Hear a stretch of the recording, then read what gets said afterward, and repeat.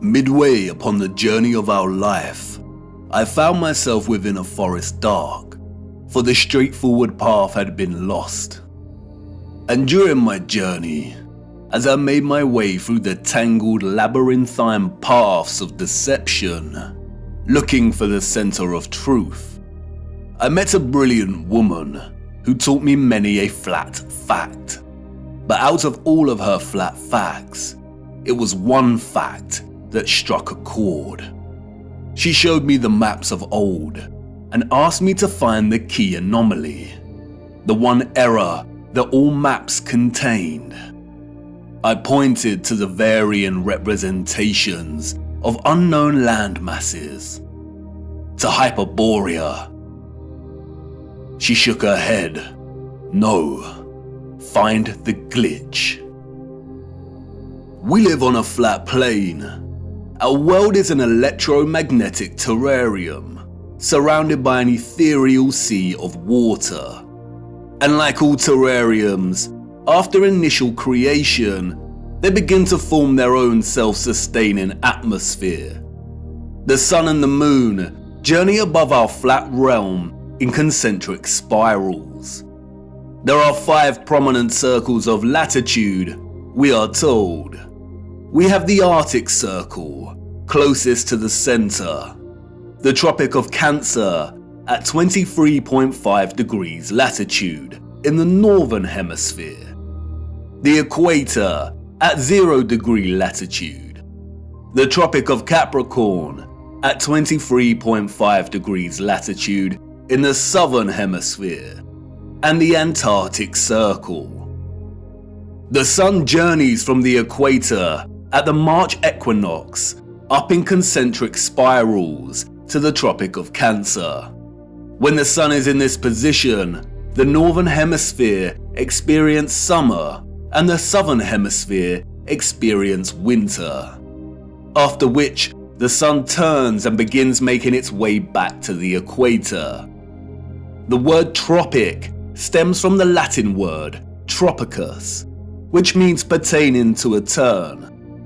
The sun journeys back, taking the same concentric spiral path, and reaches the equator again. It then keeps going and reaches the Tropic of Capricorn.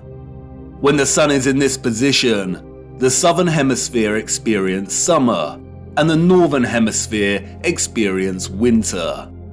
After a time, the sun turns and begins making its way back to the equator for the March equinox. The equinox occurs when the sun is journeying the circle of the equator, and those living along this line of latitude will see the sun directly overhead at a 90-degree angle at solar noon. The March equinox marks a season of spring in the northern hemisphere, and the September equinox marks a season of autumn. If you live in the southern hemisphere, this is reversed, and the September equinox marks spring and the March equinox autumn. It is important to note that the sun never reaches the Arctic Circle, nor does it reach the Antarctic Circle.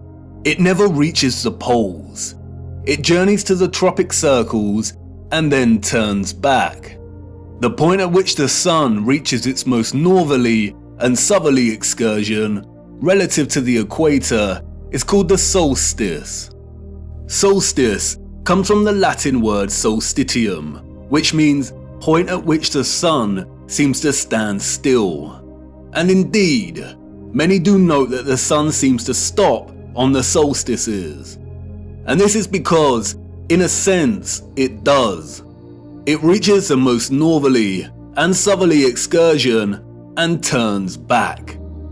But why the Tropic of Cancer and Capricorn? Who names these circles of latitude? Our historical ancestors did. They had clocks that not only told them the seconds of the hour, the hours in the day, but also the moment of dusk and dawn and the current phase of the moon. Their clocks understood the true time, the bigger picture. They understood the celestial clock. The stars above us, beyond our firmament, and in the waters above revolve at a constant 1 degree every 4 minutes from east to west, that is, anti-clockwise. This means they revolve at 15 degrees each hour. 15 degrees multiplied by 24 hours is 360, a full circle. The stars above are fixed. They do not stray from their anti-clockwise journey, but revolve and complete a full circle every day. Our ancient, historical ancestors knew this. They assigned the stars above into fixed constellations. They divided the 360-degree circle of the sky above into 12 divisional arcs of 30 degrees, in which each constellation of the zodiac resides in. They designated each constellation in each 30-degree arc with an anthropomorphic symbol, most of which are animals. Zodiac is an interesting word. Zodiac, the arcs of the zoo. Yes, the parallels with Noah's Ark are strikingly obvious. Each constellation of the zodiac moves from its fixed position in the waters above at 1 degree every 72 years. The stars in the circle above us are fixed in their positions, but every 72 years the entire circle shifts 1 degree. This is what is called the precession of the equinox. Remember, each arc is 30 degrees. If we multiply 72 with 30, we get 2,160 years. It takes 2,160 years for the circle above to shift 1 whole arc.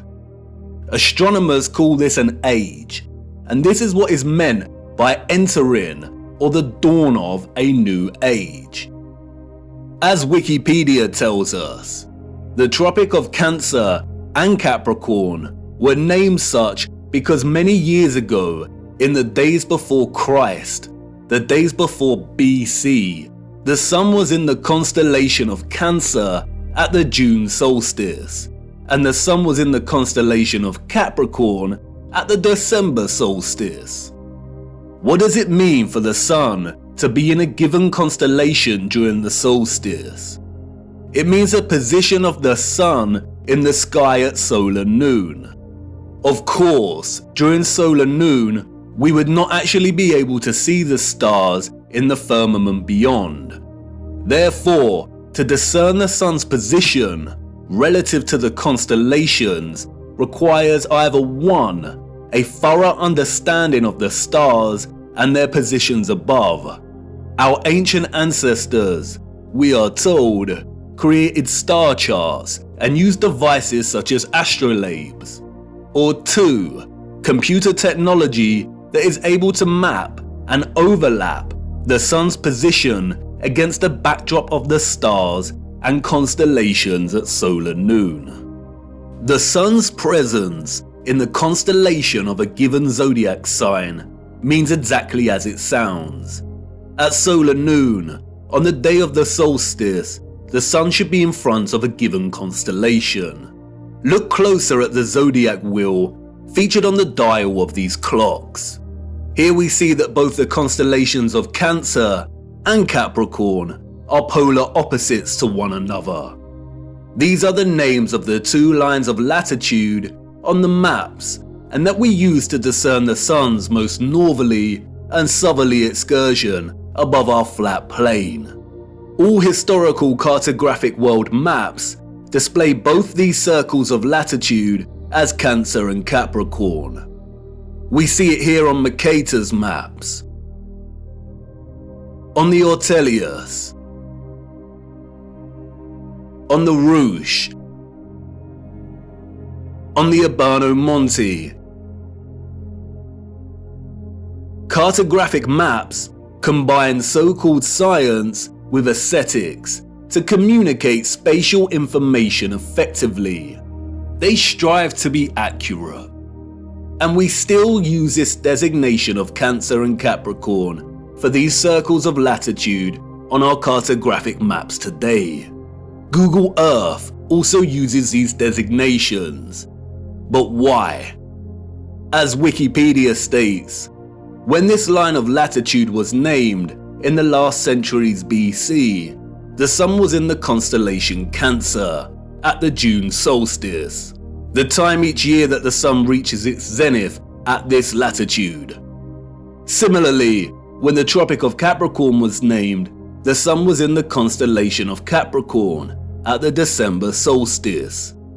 And the wheel of the zodiac makes this very easy to understand. For instance, if the sun is in any given constellation at solar noon on the June solstice, then its counterpart on the December solstice will always be in the constellation opposite to the June sign. And this is represented with a straight vertical line. If, for instance, the sun was in the constellation of Aries at the June solstice, then it will appear in the constellation of Libra in the December solstice. If the sun was in the constellation of Pisces at the June solstice, then it will be in the constellation of Virgo during the December solstice. These signs are, in a sense, bound in their opposition to one another. And this is where it becomes interesting. The vertical line here represents the tropic circles and their respective constellations during the solstices. But they are governed by another circle of latitude, the equator. On the wheel, this is represented by the horizontal line. And you'll see that the lines form a cross. The equator and the tropic circles are bound in unison by this cross. Remember, the zodiac is the clock face of the circle of stars above us. When one turns anti-clockwise, the rest follow. And just like the signs of the solstices, the left hand of the horizontal line here represents the constellation the sun is in during the March equinox, and the right hand side representative of the sign during the September equinox. And it is the left hand side of the cross, the March equinox, or what is referred to as the vernal equinox, and its zodiac sign, which acts as a reference point for the entire celestial coordinate system. It's called the first point of Aries. The naming of this reference point after the sign Aries is arbitrary, or so they say. We also use it as a reference point for naming the age we are in. And if we start in the age of Aries, we can illustrate the precession of the equinox and the designation of constellations to their corresponding circles of latitude quite clearly. For instance, if the sun is in the constellation of Aries during the March equinox, then we have the Tropic of Cancer and Capricorn. We also see that the sun will be in the constellation of Libra during the September equinox. Now the stars above us are revolving anti-clockwise from their usual fixed positions at 1 degree every 72 years, and a whole zodiac arc every 2,160 years. So let's jump 2,160 years to the age of Pisces. The sun is, of course, in Pisces during the March equinox. We have the Tropic of Gemini and Sagittarius, and the sun in Virgo during the September equinox. You'll no doubt have noticed that the wheel represented here turns clockwise, and that's because it's a representation of the constellations, as if your view was outside of the firmament and looking down on the stars. If you were standing underneath this wheel and looking up, it would rotate anti-clockwise. I am using the clockwise representation because it is the best way to illustrate the precession of the equinox. This rotation keeps shifting one arc every 2,160 years until the wheel makes a full circle, or what is known as a great year. Why is this important? What we see here And what the mainstream narrative confirms is that the tropics of Cancer and Capricorn occurred during the age of Aries. For the last 2,000 years or so, we have been in the age of Pisces. Remember, an age lasts for roughly 2,160 years. And we are now on the cusp of entering into the age of Aquarius. On June 2020, during the solstice, the sun entered the border of Taurus, and therefore the transition has already begun. And Google will tell you this yourself if you search.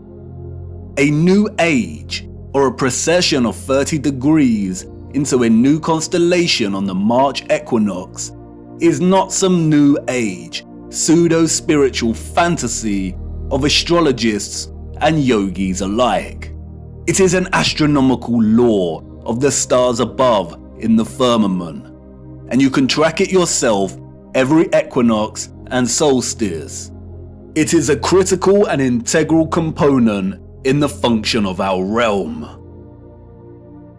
If we are entering the age of Aquarius, then that means that the sun has not been in the constellation of Cancer or Capricorn during the solstice for over 2,000 years, when our realm was in the age of Aries. All the old and current cartographic maps, and even Google Earth, represent these circles of latitude as the Tropic of Cancer and Capricorn. There are no maps that present the tropic lines correctly as they should be in the age of Pisces, our current age.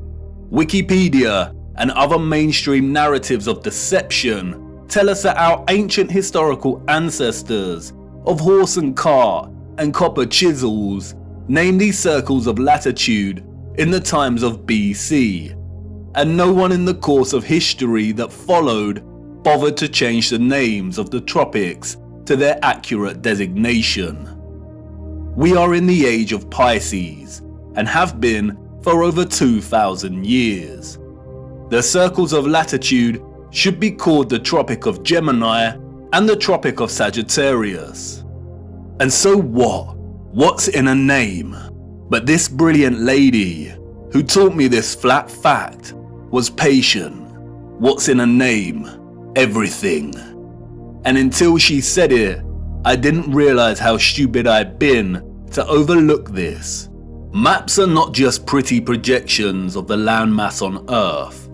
They are practical instruments of navigation. Our ancient historical ancestors, we are told, depended on celestial navigation, on the position of the stars in the firmament above to guide their way when at sea. Follow the North Star. And if perchance their compasses failed, then knowing the map of the stars above would be critical.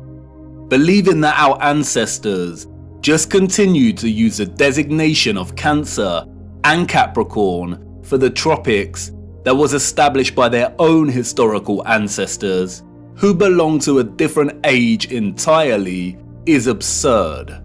Celestial navigation would have been an essential skill set for anyone navigating their way across the oceans.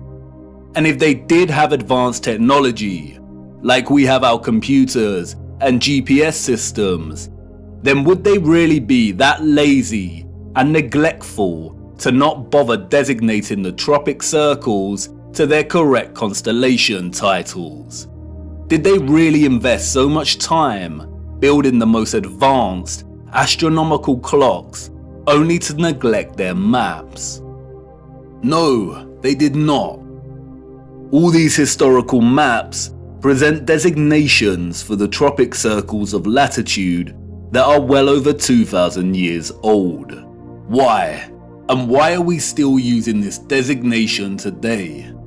For you see, these maps, and all our maps, including Google Earth, are tools of deception.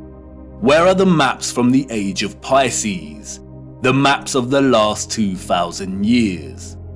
And could these maps actually be over 2,000 years old? It seems like someone does not want us to know the age we reside in, or wants to distract us from finding out just how important the precession of the equinox really is. This brilliant lady's flat fact leaves us with the following conclusions. The maps, all of them, Mercator and so on, are either 1. Original maps that belong to a period that occurred thousands of years ago and have been given false dates and narratives surrounding their creation. 2. Manipulated copies and versions of original maps that were created over 2,160 years ago. Or 3. They are all fake and created during the Great Reset of the last few hundred years to generate a false history and timeline and solidify the false historical narrative and the rise of Galilean heliocentricity. Out of all of these options, the second and the third are most likely. Cartographic world maps are not easy documents to create and establish. They require a solid understanding of our Earth's size and shape. They require a thorough understanding of the circles of latitude that are integral to the workings of our world. They require a complex understanding of the continents and land masses. These maps are likely manipulated duplications of maps thousands of years old, or completely fake. And we do see signs of manipulation, especially in regard to the landmass known as Hyperborea. We see Hyperborea in various maps of varying styles, and we are told that these are from the 16th century. But towards the 17th century, we see Hyperborea start to be erased from the maps. We see unknown land masses that are present in some of these old maps vanish entirely. And then it dawned on me, the message of this flat fact. We have no trustworthy maps, not a single one. We have no reliable source to show us the bigger picture of the realm we inhabit. I continued my journey, and as I ventured deeper into the forest, the path to the center that led me thus far was gone, and I could not turn back, and there lay no path in front of me. I became truly lost. How to know where you are going if you don't know where you are in the first place, if you don't have a map?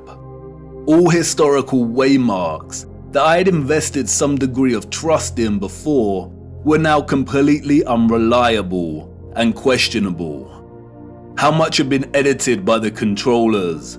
How much truth was left? What if all the maps were fake? Why are they hiding the maps of the last 2,000 years? We do not have one single accurate or honest world map. And like in all moments of being lost, right before despair takes hold, an unforeseen circumstance arose that set me back on course. I stumbled through thick overgrowth and out into a moonlit clearing with a small lake. At this clearing, I met a mysterious figure named Sturgios. I told him I was lost, and he told me to come and look into the lake. He told me to watch the water. What did I see? He asked. Myself, I replied. My reflection rippling and glistening in the moonlight. Mirror, mirror. Look beyond yourself, he said. What do you see? And there it was, just as it had always been. Mirror, mirror, way up high. Mirror, mirror in the sky. Mirror, mirror, oh how they lie.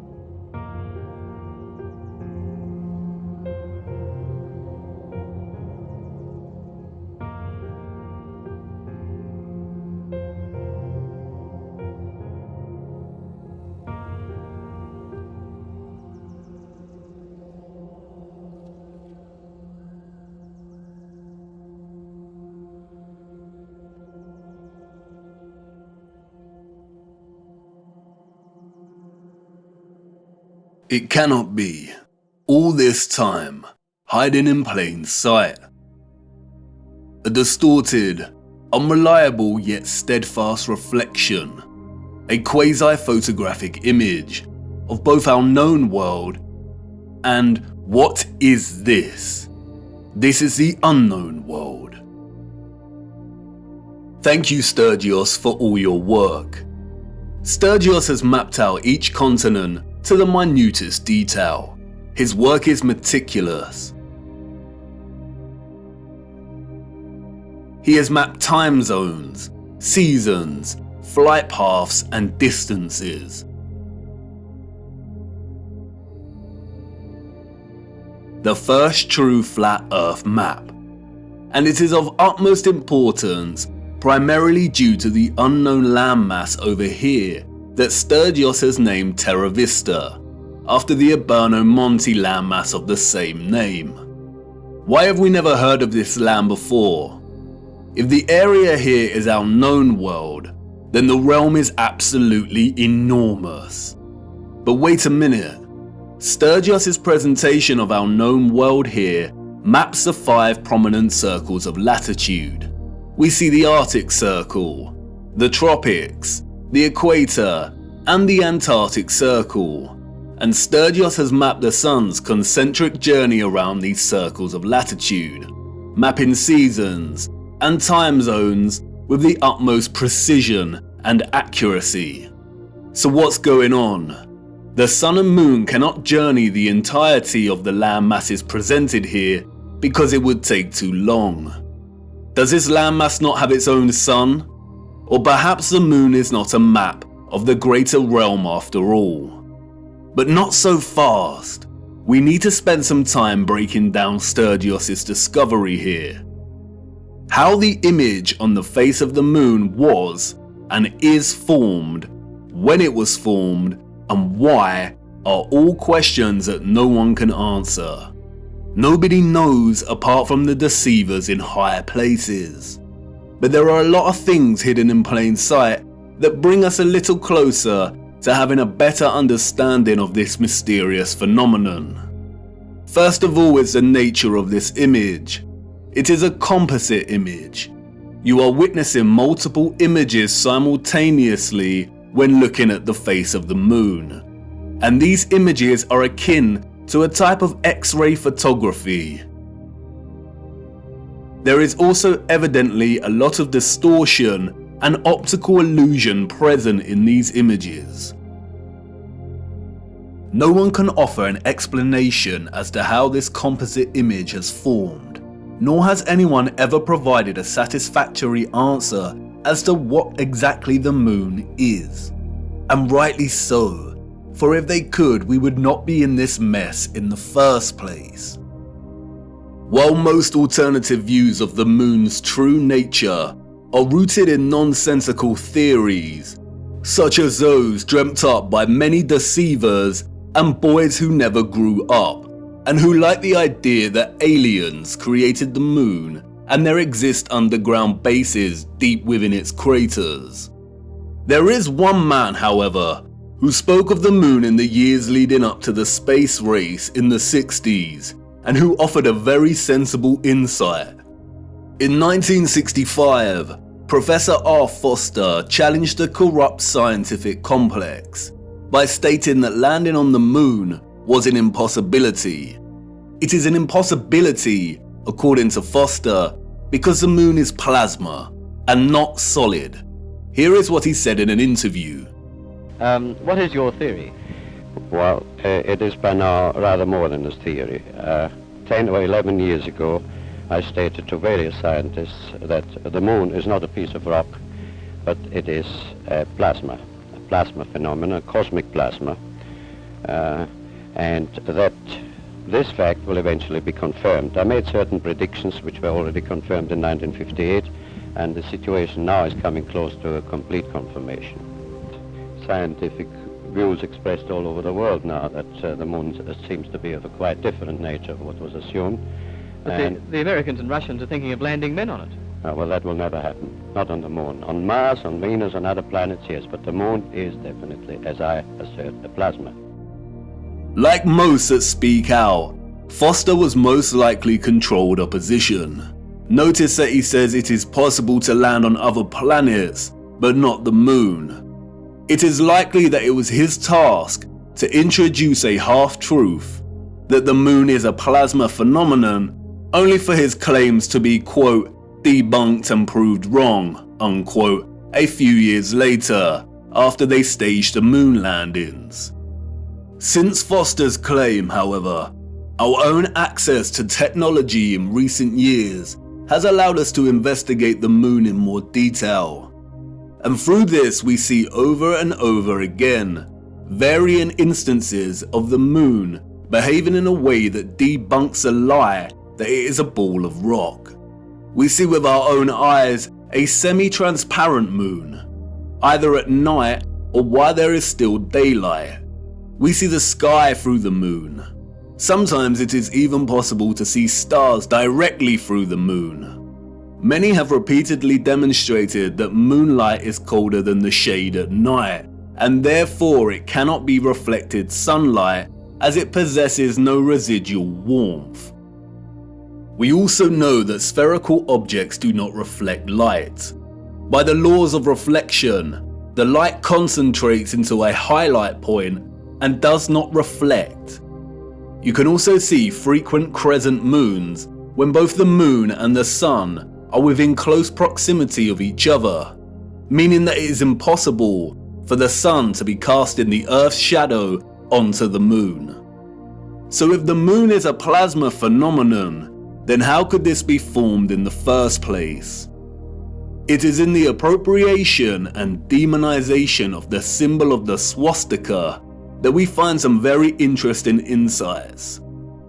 The existence of a vast amount of historical literature and symbolism suggestive of a vortex opening in the center of our world is too prevalent to be coincidental. We have looked at much of this before, but strangely enough, in the years preceding and during the complete demonization and eradication of the swastika's association with the vortex, we find some additional information regarding this central vortex that is astonishing. In addition to the appropriation of the swastika as their emblem, the Nazis were also obsessed with a very similar symbol, that of the Black Sun. Prior to the rise of the Nazi regime, there existed an occult secret society within Germany called the Lhfe Society, sometimes alternatively pronounced Lhfe, that had sub-factions within it. One of these sub-societies, we are told, was the Black Sun Society. Influenced by the Rosicrucians and other Hermetic groups, the Lhfe Society placed special emphasis on the superiority of an alleged Aryan race with innate mystical powers. The Lhfe Society derived its name from a mythical northern country in Greek legend. Thule was supposedly a land located furthest north. Others have called it Hyperborea. The Lhfe Society believed, we are told, that an elder race, the Aryans, colonized our Earth, and they were located within the center of our hollow Earth. Admiral Byrd, the military Antarctic explorer, also made reference to a hollow Earth with an entrance at the North Pole.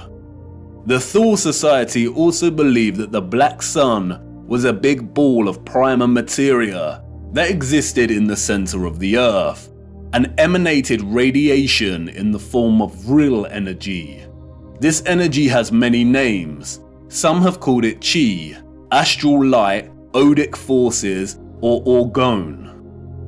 In 1933, the main architect of the event known as the Holocaust, Heinrich Himmler, acquired Wewelsburg Castle, a wonderful piece of old world infrastructure and technology.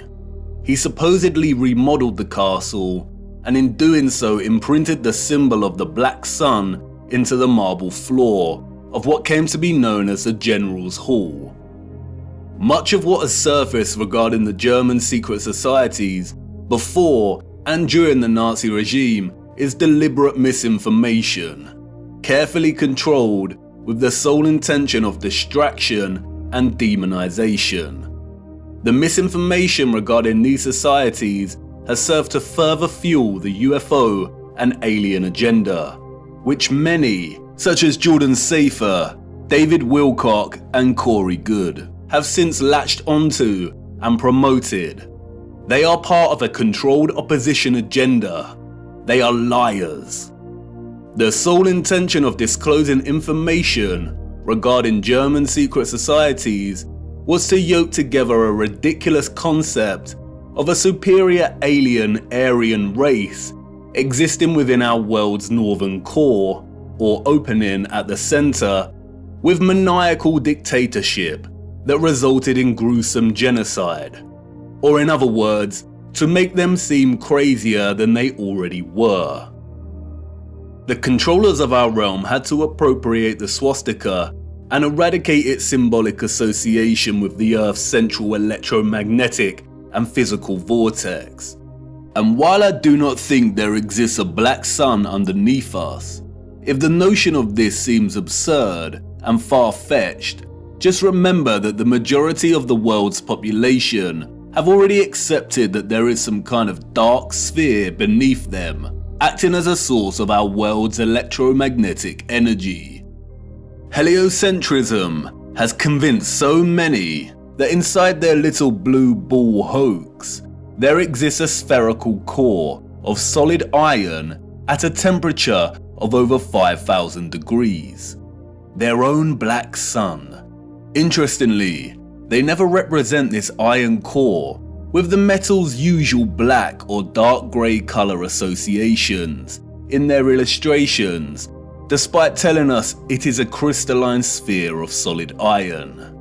Surrounding the iron solid core is an outer layer of molten iron, and it is because of this hot liquid iron, we are told, that the Earth has a magnetic toroidal field.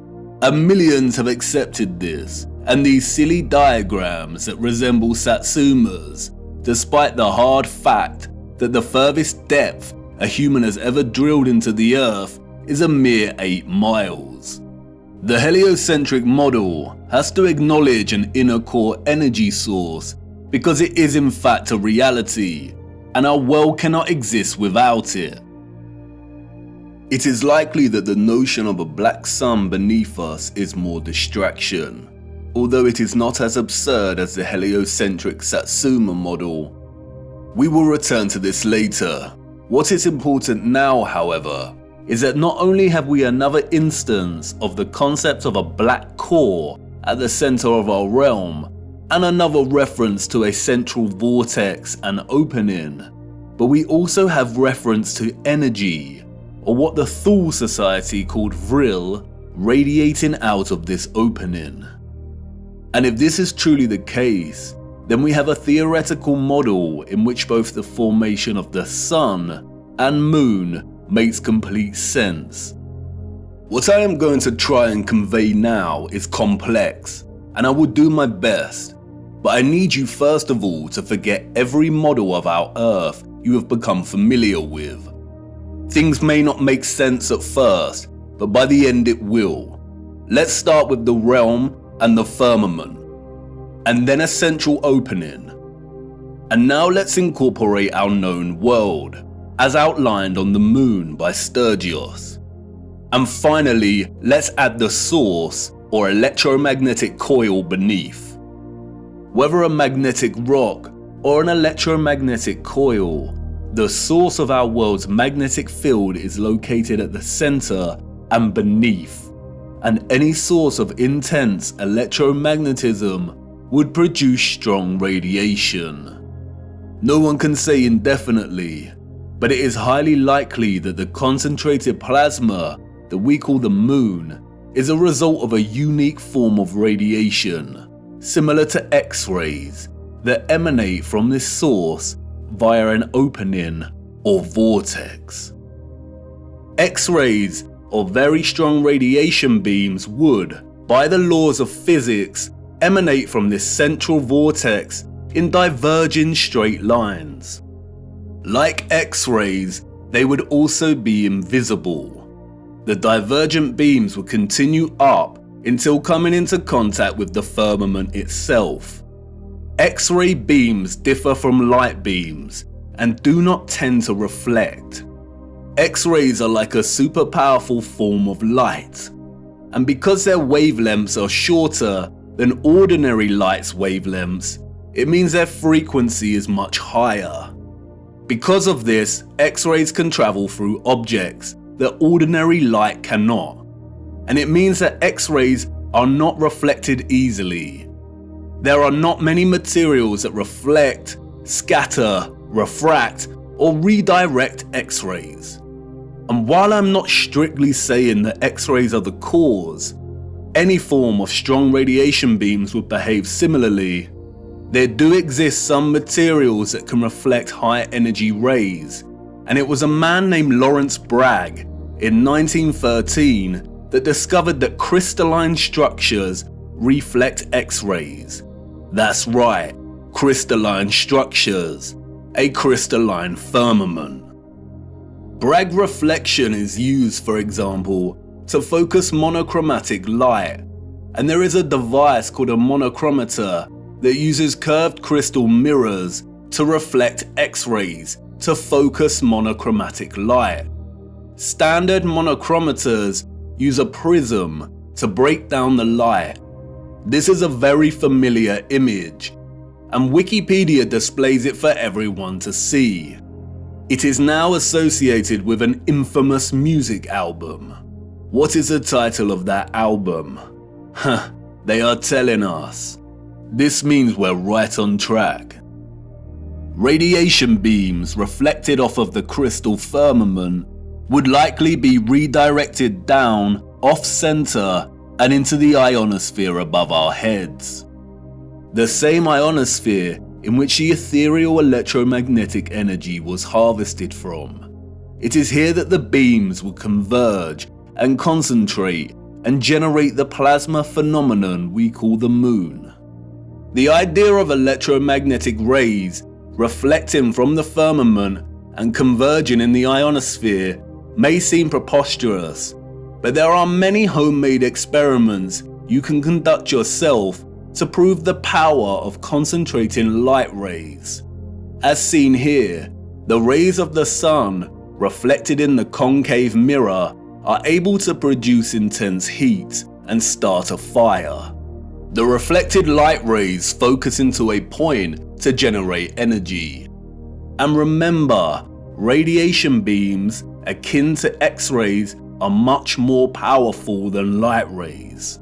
If the moon is a point of focused, condensed plasma, then it has to occur within one of the layers in the ionosphere above us. All the various inert noble gases in our ionosphere appear at differing layers and altitudes. We looked at how these are charged by the sun's electromagnetism to form the plasma sky. At a certain altitude in the ionosphere, there are two layers of neon and helium gas. It is likely that the sun forms in a similar fashion within these layers. After all, helium is linguistically very similar to Helios. It is likely, however, that the moon is formed at the level of altitude in which the gas krypton is present. Krypton is known for its phosphorescent white light. It is also used to create non-thermal or cold plasma, as demonstrated by contemporary scientists developing this field today. The primary reason that the moon's light is cold and not hot like the sun's is not known, but it is likely due to a polarity produced by their interaction with our electromagnetic field in the ionosphere, the moon being the dielectric negative polarity to the sun's positive charge. The craters seen on the moon are likely from the generation of this plasma. Perhaps it is some kind of plasma emulsion that displays a kind of outgassing or bubbling, much like we see with urethane paint defects. Recently, Bizarre theories have emerged that we live within one of these craters on the moon. This is not correct. The moon is some kind of phosphorescent, concentrated plasma and not a solid object. You can see the formation of this plasma and its craters right here. It is not solid, it is a light. And this is great because we have a very realistic and working model as to how the moon is formed. What we don't have, however, is an explanation as to how the composite image on its face is formed. As I said before, the image we are seeing on the moon is akin to a composite X-ray photograph of our greater realm. And it is not an active reflection, but rather a historical moment captured in time. And of course, no one knows how it is formed other than those in high places. The moon is a paradoxical phenomenon, at once a volatile luminary of plasma that waxes and wanes in its luminosity, and also a steadfast image captured at some point in time that does not seem to change. We only ever see this image on the moon, and it never changes. This strange and mysterious image that has puzzled and inspired millions could be a result of a natural, organic phenomenon, or perhaps even artificial. Again, only the controllers know. The word photo originates from the Greek photos. It means light. Hence we have words such as photosynthesis, which means the synthesis of light, in which plants harvest light energy and convert it into chemical energy. A photon is the quantum of the electromagnetic field, including electromagnetic radiation, such as light. A huge misconception is the notion that photographic imaging is not a natural, organic phenomenon. This is not correct. The word photograph means light drawing. The concept of natural light-sensitive material is well understood. Our bodies begin to darken when exposed to too much sunlight. Depending on the exposure to the UV, our bodies can develop tan lines. The light literally draws on us. Certain textures and textiles can fade or come to the surface when exposed to light, and there exists natural camera obscuras. A natural camera obscura occurs when a darkened space with a hole permits light rays to enter from outside the space, resulting in a projected image of the space outside inside the darkened area. We can even see projected images of a solar eclipse here on the ground underneath a leaf canopy due to the holes in the leaves. Natural camera obscura was, of course, the inspiration for the early development of photographic technology. Interestingly, the noble gas krypton, the same gas present in our ionosphere, has been used for years, we are told, as an integral component in camera flashes for high-speed photography. It is also an essential component in hyperpolarized MRI scanners. There is also a possibility that the face of the moon is not a natural phenomenon, but was a result of an experiment. Photographic and X-ray films are created through a fusion of a gelatin emulsion with microscopic silver crystals. Because of this, exposure to light is able to capture an invisible latent image. During light exposure, the silver halide crystals grow to visible sizes, and this is what is called printing out the image. Microscopic silver was essential in producing traditional photographic images. Without it, the technology would not have been possible in the first place. Interestingly, in their alignment of noble metals with astronomical bodies, the alchemists designated the moon as having rulership over the metal silver. The birth of modern photography began in 1800, we are told, when the uncle of Charles Darwin tried to capture the image produced in a camera obscura. he discovered that by coating white leather with silver nitrate, he was able to partially capture real-life images. The use of silver nitrate was developed further by Louis Daguerre, who went on to birth the daguerreotype and modern photography. But what is interesting is that silver nitrate goes by another name. They called it lunar caustic, in homage to the alchemists' association between the moon and silver. It's also quite interesting that many Masonic representations of the alchemists depict the sun and moon as reflected rays. And what are the coincidences that the alchemists, who probably didn't exist in the manner we are told they did, associated the moon with the very metal in which traditional photography is impossible without? This is not a coincidence. Those of the old world knew what the moon was, and perhaps an older civilization that came before them and that were also technologically advanced had a hand in rendering the image on the moon. It's not that much of a preposterous notion, considering that we are continually experimenting with things on a cosmological scale today, staging fake rocket launches that sometimes get caught on the firmament, developing artificial suns, and some demons in higher places are even trying to find ways to dim the sun. Humans have always overstretched their ambitions when it comes to the luminaries, and I don't see why advanced civilizations of the past would have been any different. But how this composite image phenomenon came to be is not important for our journey. It's what it shows us that is important. And perhaps it is best to leave the moon shrouded in mystery. Whether a natural or artificial X-ray photographic image, what is important is its composite nature. The image we witness here is a combination of at least two fixed images that are superimposed upon one another.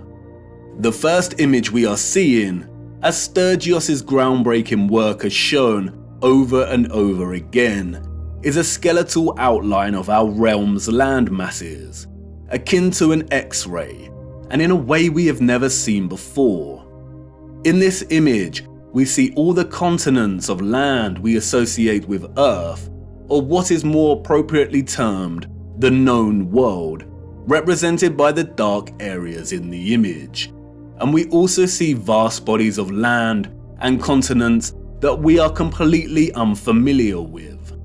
Sturgios revealed that if you treat the moon as the mirror image it is, and flip its image like you would with any reflection, then you can start to map our known land masses with utmost precision. And this is exactly what Sturgios has done, mapping the known world captured in the moon down to its Great Lakes and deserts. The striking similarities between our known world landmass and that captured on the moon are far too exact for it to be any kind of coincidence. It has been right in front of our faces every single day, literally. It is likely that no one has connected the dots here before because of this particular unknown landmass, which Sturgios has appropriately named Lemuria.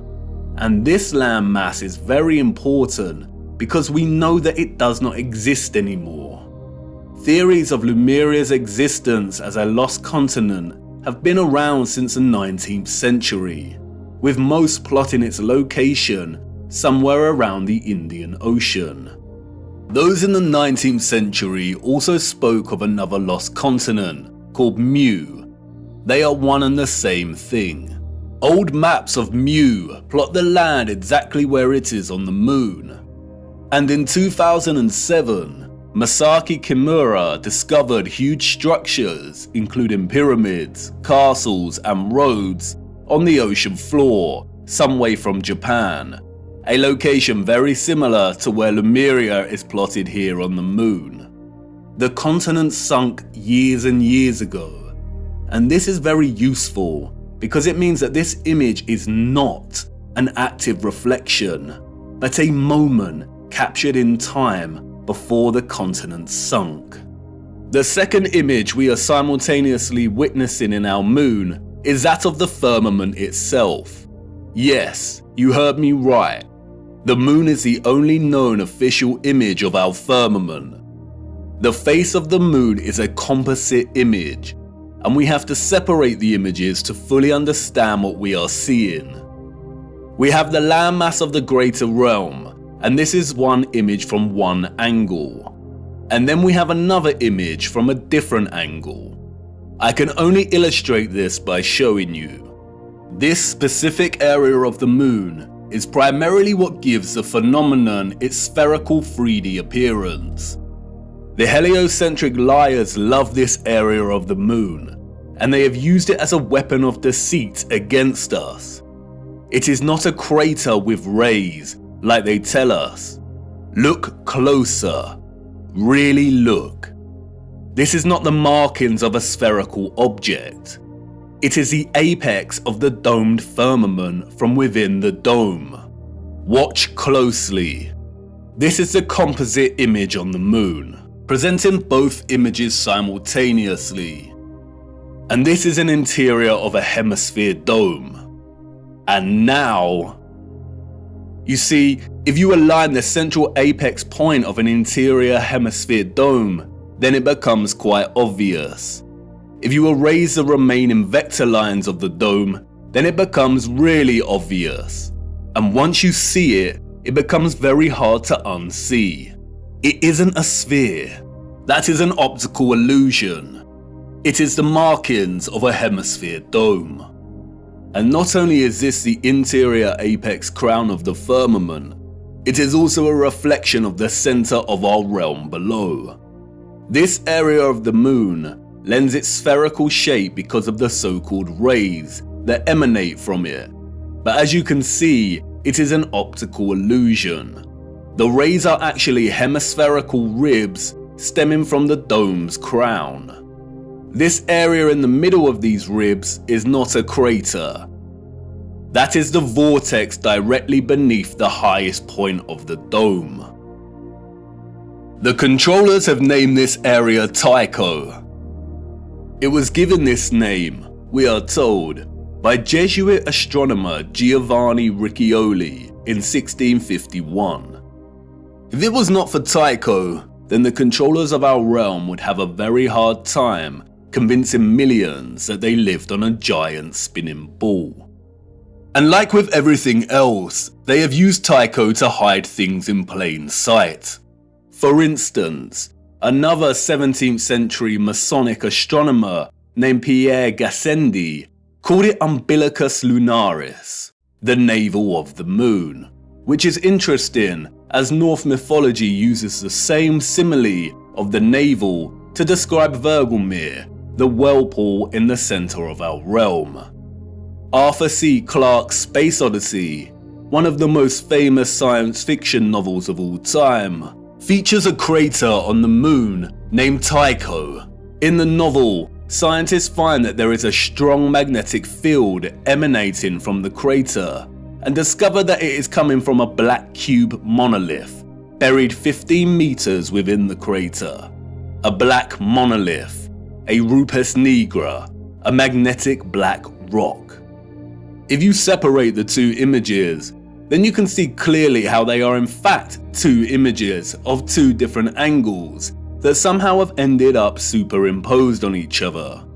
We do not see any oceans or water mass captured in the first image, which suggests there is some kind of X-ray radiation at play.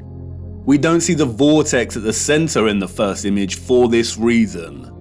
And again, no one knows how these images were formed. But if some kind of radiation beams were responsible, then the first image, the land masses of our greater realm, were most likely captured as the rays hit the firmament.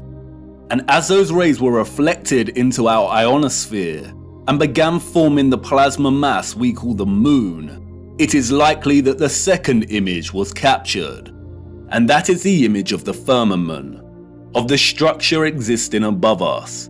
And that's why we can see the outline of this structure, the stars beyond this structure, and the reflection of the vortex and other great deeps below. The moon is a masterpiece of distorted perspective, a plasma embodiment of as above, so below. And it's going to take a lot of work and careful consideration in smoothing out this distortion to try and get somewhere close enough to create a proper map of the world we live in. And because the moon is a disc-like mass of plasma, the first image of the land presents some curvilinear distortion. And you can see it here at the edges as the land begins to warp and wrap slightly. A lot of serious work needs to go into creating a flat projection of this distortion. But it shouldn't be too difficult, because the distortion is only slight around these edges, and that's why Sturgios can map the circles of latitude, seasons, and time zones very accurately. A map without the distortion may look something like this. But important questions remain.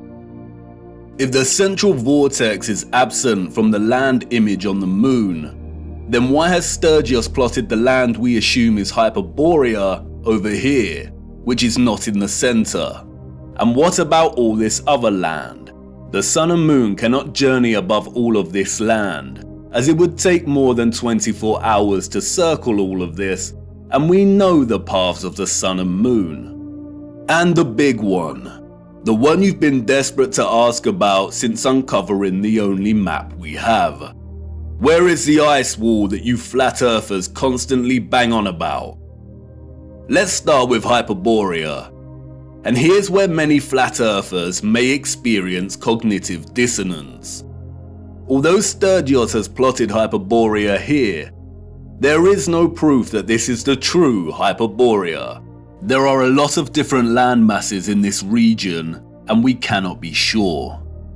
It pains me to say that Hyperborea may not exist in the way we have come to believe. Mercator's Hyperborea is likely the work of the Masons to throw us off the real path. And this is what our purpose is all about, isn't it?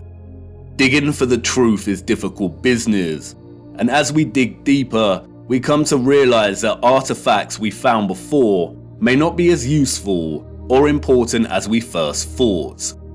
We all get it wrong, but stay with me, no need to despair just yet. It is very interesting that the Urbano Monte map was added to the Stanford University map collection and made available to the public in 2017, the same year the flat earth was gaining huge traction and people were starting to wake up. It's also interesting that it has been arranged as a planisphere. The huge individual sheets of this map were originally arranged as an atlas projection, but David Ramsey purchased the map in 2016 and the team got to work scanning each sheet individually and processing them digitally to wrap around a sphere. Perhaps the release of Monte's marvelous map was an attempt to keep flat earthers thinking Hyperborea was located at the North Pole, and to perhaps bring back any that were sitting on the fence and hadn't truly woken up yet. A very subtle act of manipulation. But why would they want the flat earth community to keep fixed on Hyperborea? I have some thoughts regarding Hyperborea, but first we must turn to the clocks. Those of the old world knew. They knew exactly the type of earth they lived upon, and it's displayed for everyone to see right here in the astronomical clocks. The zodiac dial here, or what is officially known as the ecliptic dial, on the Prague astronomical clock, allegedly constructed in the 15th century, does not divide its 30-degree constellation arcs equally. It is also off-center from the map behind and appears distorted, and so many clocks of the old world present very similar ecliptic dials.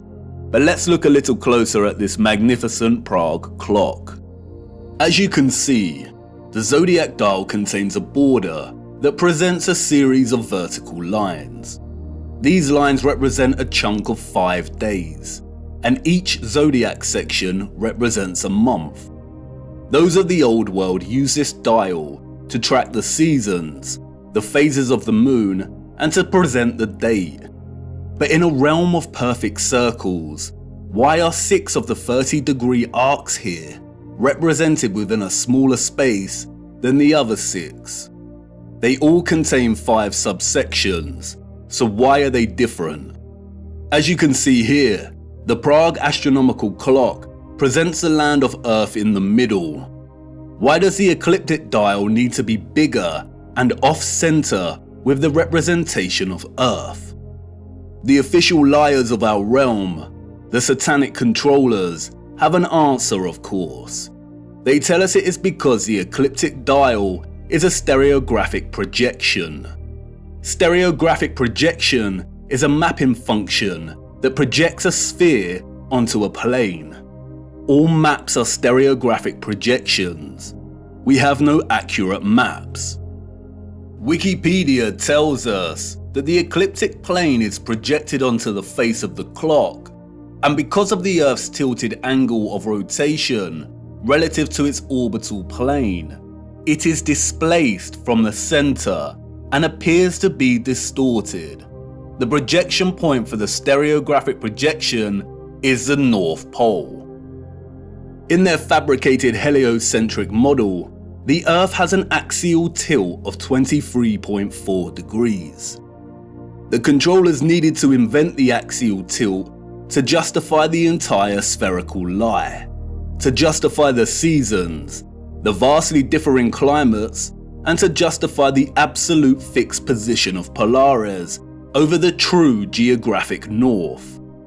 The reason Polaris does not appear to move, they say, is because Polaris lies nearly in direct line with the Earth's rotational axis above the North Pole, the North Celestial Pole. Polaris stands almost motionless in the sky, and all the stars of the northern sky appear to rotate around it. Remember, everything in their model is moving at incomprehensible speeds. But we can see with our own eyes that Polaris remains fixed. If they did not invent the axial tilt, or what is known as the obliquity of the ecliptic, then they would have no way to justify this in their fairyland model of orbiting planets. Polaris does not move, it remains fixed. If you are in Iceland or America, you can film a star trail of Polaris, and it remains fixed. But it is not fixed directly overhead in these locations. The only place we are told to observe Polaris directly overhead at a 90-degree angle is the true geographic North Pole. You know, that place where no one ventures. And that's why they invented the tilt. They tell us that Earth's true geographic North Pole is tilting directly at Polaris, and as the Earth spins on its little axis, Polaris appears to remain fixed. They tell us that the star's steadfast nature is an optical illusion. But their lies fall apart swiftly when you consider that the entire constellation system of the stars above remain constant.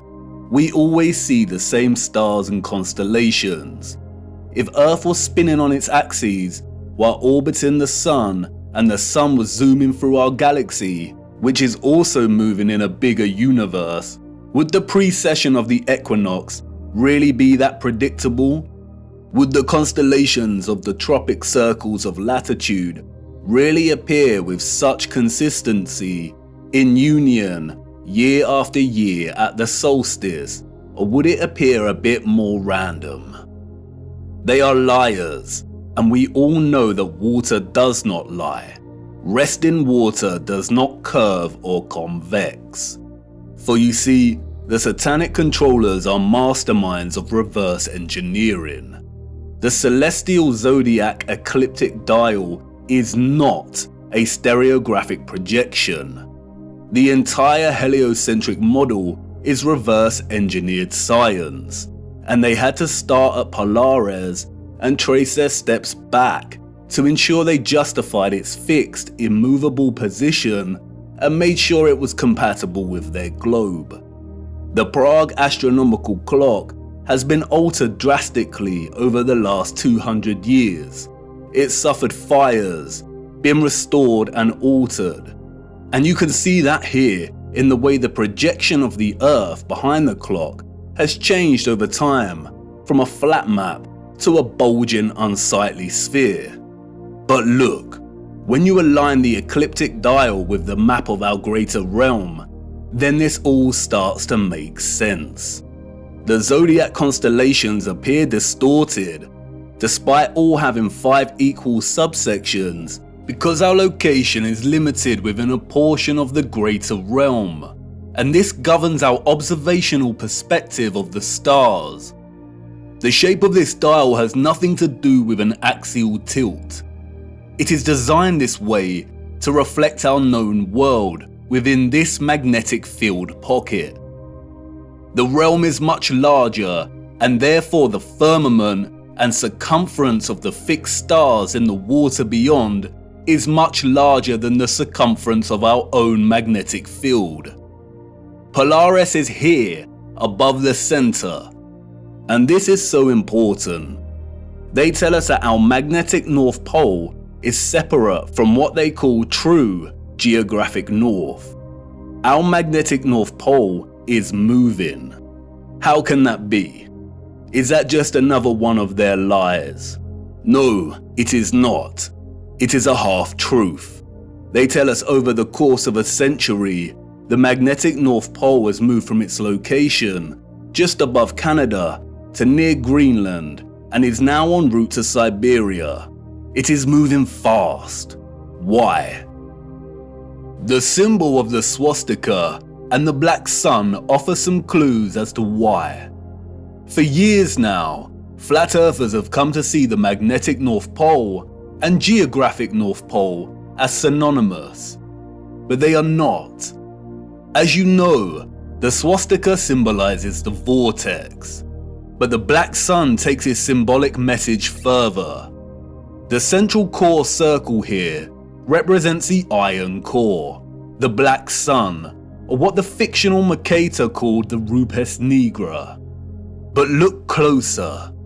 There is another ring outside of the central core. Remember, the black sun is the energetic core inside of the vortex. And remember also that in the heliocentric model, they acknowledge that the Earth's core is a solid iron sphere, but there also exists an outer core of molten iron liquid. They also tell us that this liquid outer core is responsible for producing our moving magnetic field and poles. This is why the pole is moving, because the magnetic field is not emanating from the solid core, but from a volatile outer core. This is what the second circle here represents. And like everything heliocentric related, all you need to do is apply common sense and flatten the curve, and things start to make sense. There is not a spherical outer core, but some kind of electromagnetic coil, perhaps even made of molten iron, surrounding the central solid core. At the core we have a vortex opening, but the actual volatile energetic source is beneath. The central core is akin to a central clock dial. It's solid and remains fixed, and everything else moves around it. But it is also the keystone responsible for this entire movement. Everything surrounding our world moves. The stars above move, the sun and the moon, and the electromagnetic outer core under us, and all the while the land itself and central solid core remain stationary. And not only does this outer core move and take our magnetic North Pole with it, but it is highly likely that it moves in accordance with the precession of the equinox, in time with the stars above as they move from their fixed positions, which means that it probably moves 30 degrees of the realm's circumference every 2,160 years. The North Magnetic Pole is slowly moving, and it is as natural as the sun and moon's concentric journey above us. And this is why the symbol of the black sun is a 12-spoked wheel. Each spoke represents a fixed constellation of the zodiac. Each section is an individual age. And the result is a situation like this. Every 2,160 years, our north magnetic pole circles the inner solid core and vortex by 30 degrees. This is why the pole has moved from Canada and is en route to Siberia. It is traversing the outer central circle, or what is more appropriately termed the magnetic circle. We live inside of a perfect clock, inside of God's clock. The sun and moon circle our magnetic North Pole, which is situated roughly at the center of our known world's landmass. But this magnetic North Pole circles the inner vortex and completes a full revolution every 25,920 years, or what is referred to as a great year. Each great year consists of 12 precessional or astronomical ages of 2,160 years each. We are on the cusp of entering the age of Aquarius, and this is why our magnetic North Pole is en route to Siberia. As the North Magnetic Pole circumvents a central magnetic circle, the toroidal magnetic field moves with it. The sun and moon are bound in their revolution by our magnetic North Pole, and because of this, they move within our magnetic toroidal field only. This is why the magnetic North Pole will always be the center of our known world. As I said before, the first image of the landmass presented in the moon's face is likely akin to an X-ray image and has not captured any water mass. And because of this, it has only recorded the areas of our realm with high density, such as the land. In the same way, an X-ray image will capture the parts of our bodies with the highest density, like the bone, but not the blood in our veins. In a sense, it is appropriate to view the landmass captured here as skeletal, and because of this, it has not captured the water or ocean surrounding our land, nor does it display a differentiation between the frozen landmass and that which is not frozen. If the sun's concentric journey above us is bound by the North Magnetic Pole here and its magnetic toroidal field, and this entire magnetic field is moving with the pole, then it is likely we have a situation of a changing climate as this process unfolds.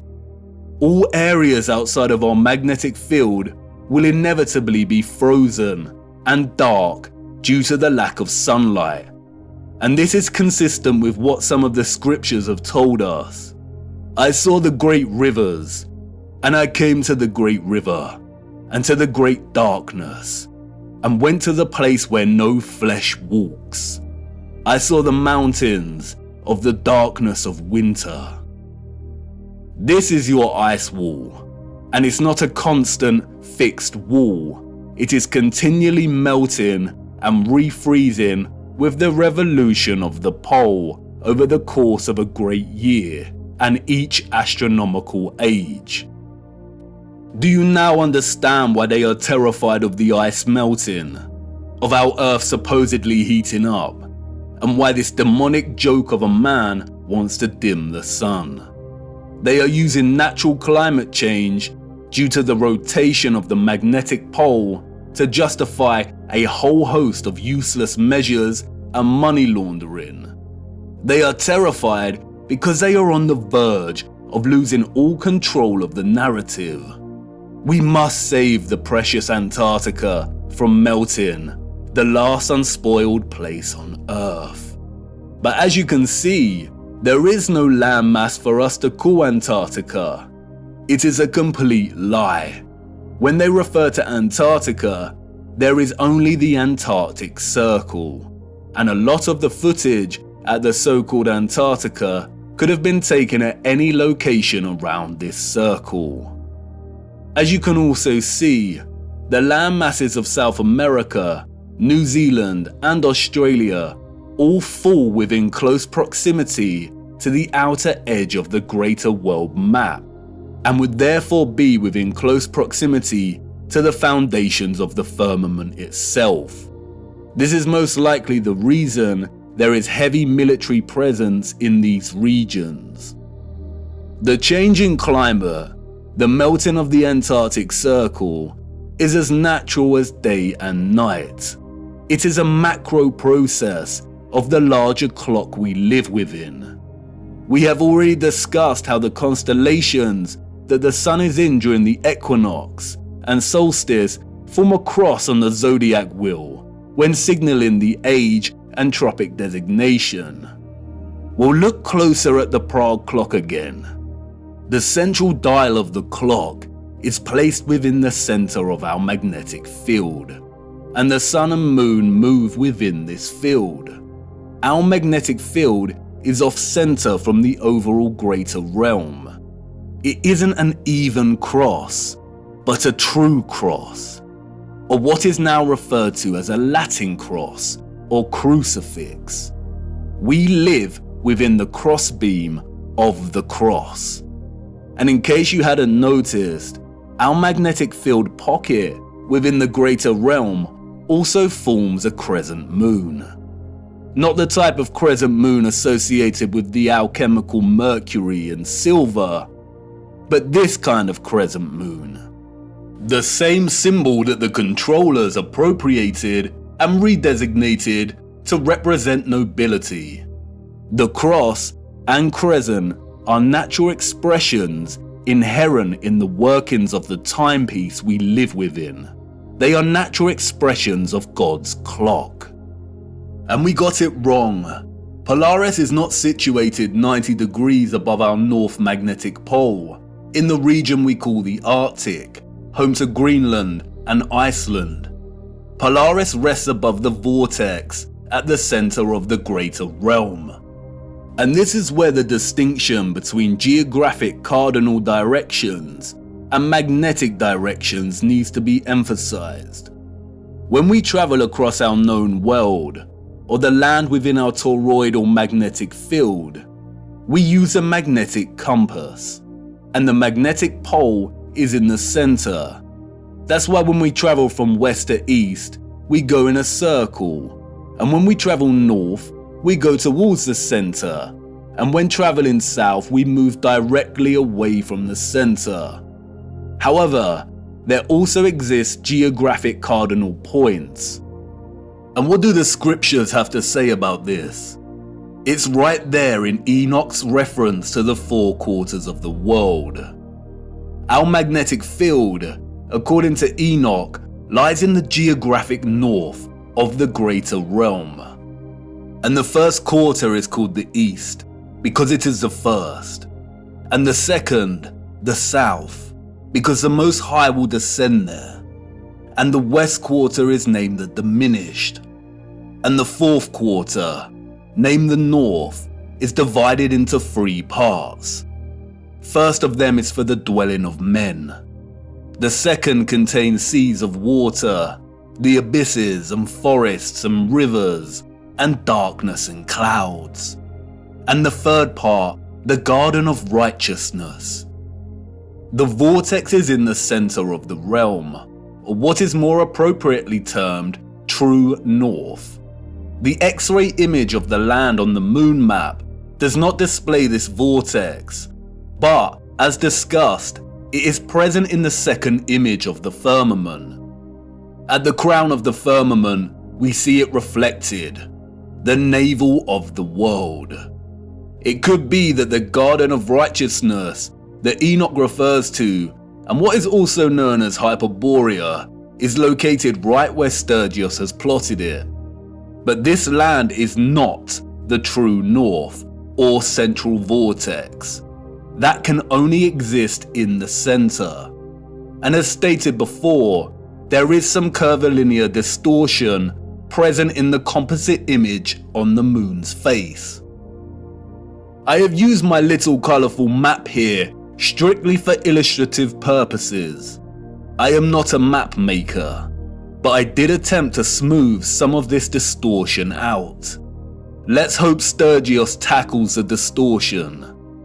And in both my quick attempt and the actual moon map, we do see a body of land right in the centre. Right here. Perhaps this is the Garden of Righteousness, surrounding the central vortex. And perhaps Enoch's reference to it being located in our northern quarter is because it can only be accessed from within this quarter. Who knows? It is likely that the controllers deliberately put Hyperborea at the Arctic in the fraudulent maps to throw anyone of a curious and adventurous nature off track. If someone set out to find true north using these maps, they would fail. And because of the distinction between magnetic and geographic direction, finding true north would be a monumental feat, even without their deceptions. If anyone wanted to truly journey to the center of our greater realm, they would have a very hard time, and they would need to forsake the compass altogether. If the geographic south of our magnetic field is down here, with the lands usually associated with south, then the central vortex of the greater realm falls within our geographic north. But we would not be able to reach it with the compass pointing north. It is not located at our north magnetic pole. If you use a compass to travel north, you will end up traveling here. If the South Pole is the entire Antarctic Circle, then to travel to the true north, you would need to go south. But even then, this would most likely fail. If the center is made of iron, then at some point it would supersede the southern magnetic pole of our magnetic field. If by chance you were lucky to head in the direction of true north, then the compass would most likely fail altogether due to the iron core. As the mysterious text, the Inventio Fortunata states, here the ship's compass loses its property, and no vessel with iron on board is able to get away. The only way to get to true north is by celestial navigation via Polaris, a skill set that has been generally eradicated from common knowledge. And I bet these oceans are heavily guarded. We will be returning to magnetic fields later in our journey. And we really need to reappropriate the definition of the word planet. Planet, a smaller subsection or fraction of a much larger plane. Time is ticking, viewer. You are wondering why I brought you into this dark forest. Why is all of this important? Because once upon a reset, the established timeline is a lie. We cannot begin to map our revised timeline unless we start plotting it in accordance with the greater realm we inhabit. We need to apply the astronomical clock, the ages, to get closer to some kind of clarity. We are not out of the forest yet. And can you feel it yet? The entire matrix is starting to crumble. Everything we've ever learned, everything we've ever relied upon to shape our understanding of the realm we temporarily inhabit is now unreliable. And all we are left with is our own eyes. And all we see over and over again is water always seeking its flat level. We see structural remains that those in the history books could not have built. And we see a great evil multiplying. We only have our eyes and old photographs, moments captured in time, the act of photography, the art of juxtaposition, of comparison and contrast. We are so small, our world in the mirror. Where are the maps of the age of Pisces? Where has our history gone? And what has become of us now? Are we that different to those we see in the 19th century? Look at us, desperately searching for lost time. Our boots caked in mud, our entire days spent digging through the deception. Digging and moving the mud. Frantically digging. Tired and aching, but not giving up. And what do we find? The same things that our ancestors of the 19th century found.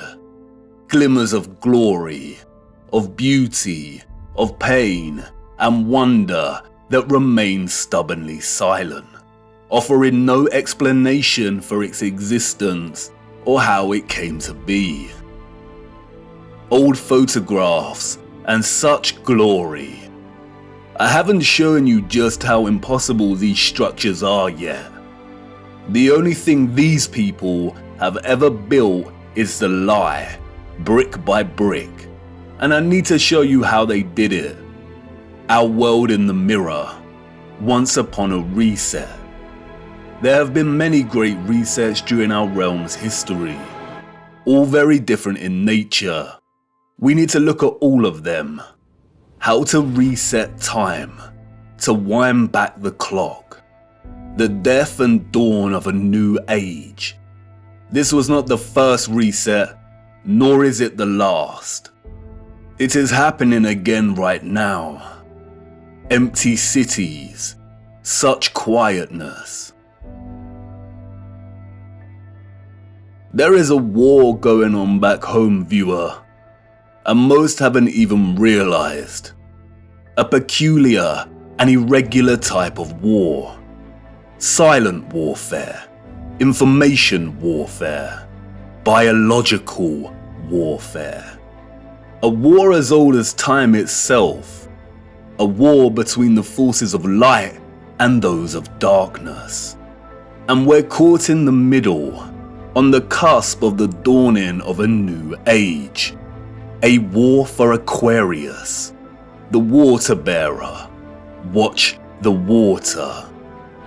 And for us who fell in love with the truth, and who have resisted the darkness, we've had the armor of God on now for so long. How many of your friends and family have deserted you? How many of them left you stuck in the mud? And you've remained steadfast. But it's time we took a stand and became very loud. It's time to draw the sword of truth. The blind are going to need us because nothing can stop what is coming. The legend of Ophoros, bearing Christ, bearing the truth so it can reach the masses. I will try my best to continue our journey, but as things become even darker, the lights will inevitably go out, and our journey may end here. But you have more than you know, more than you need. You've seen enough deception. Do not believe a single thing they say. We have to try and keep moving. The clock is ticking and we don't have much time. We need to go to Siberia. There is something frozen in the ice that needs examining. Come on, it's time to address the big question. Who were the citizens of the future? And it's not what you think. The timeline is wrong, and the maps are fake. This is not the answer. No. For you see, they had a king over them, and not just any king.